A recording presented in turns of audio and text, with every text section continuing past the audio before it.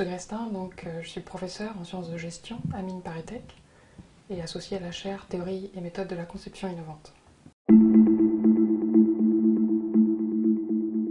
L'objectif de ce programme qu'on a engagé avec Armand Hatchuel et un certain nombre d'autres collègues depuis quelques années, c'est vraiment d'essayer de développer une nouvelle approche de l'entreprise qui nous permette de fonder des règles nouvelles et qui la rendent soutenable à la fois d'un point de vue écologique, social, mais aussi économique.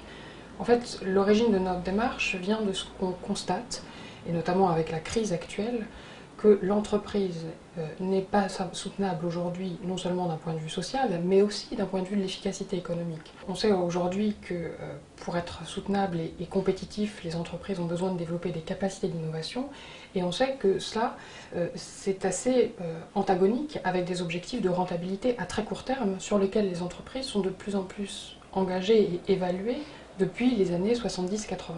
Donc il y a une tension, une forme d'incompatibilité entre la manière dont elles sont évaluées aujourd'hui et ce qui serait nécessaire pour les rendre soutenables d'un point de vue économique. Alors on a engagé un programme depuis 2008-2009 avec d'autres collègues de différentes disciplines, qui est soutenu notamment par le Collège des Bernardins.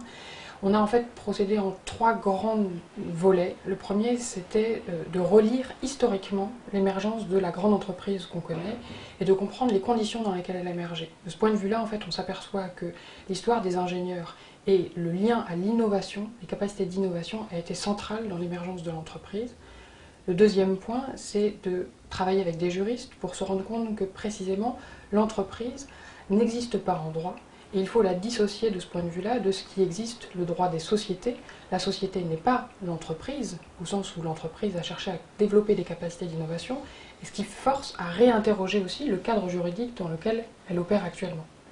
Et le troisième temps, c'est plus prospectif et propositionnel, on cherche à penser des principes de régulation, d'organisation, de gouvernance des entreprises qui soient compatibles avec des objectifs de création collective.